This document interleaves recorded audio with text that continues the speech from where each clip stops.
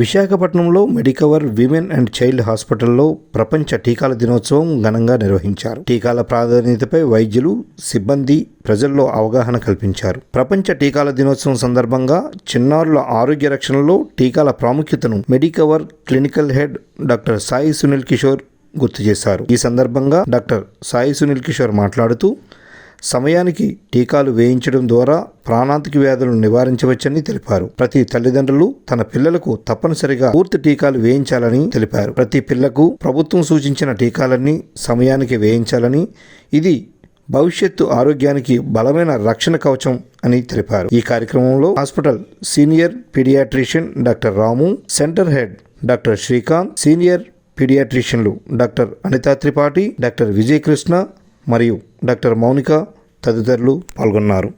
And thank you very much for joining us on this World Immunization Day. So every year మనం ఏంటంటే November 10th రోజు world immunisation day celebrate చేసుకుంటాము. That is basically to create awareness to the public as well as also to the health care professional.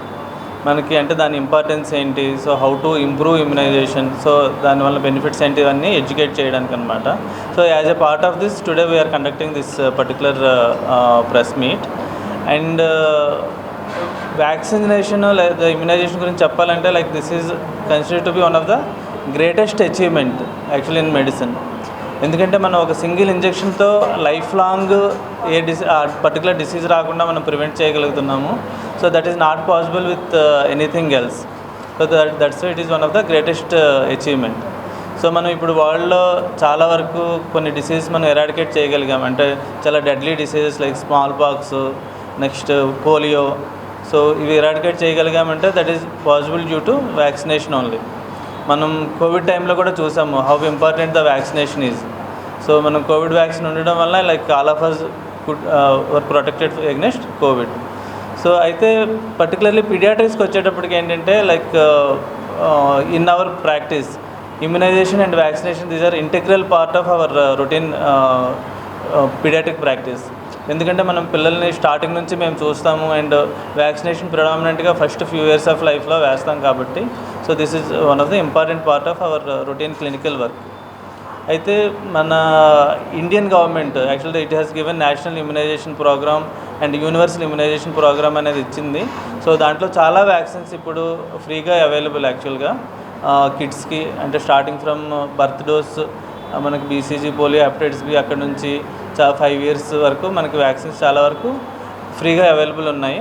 అయితే కొన్ని vaccines యాక్చువల్గా ఏంటంటే ఇందులో లేనివి, నేషనల్ ఇమ్యునైజేషన్ ప్రోగ్రాంలో లేని వ్యాక్సిన్స్ కొన్ని ఉంటాయి, అవి కూడా ఇంపార్టెంట్.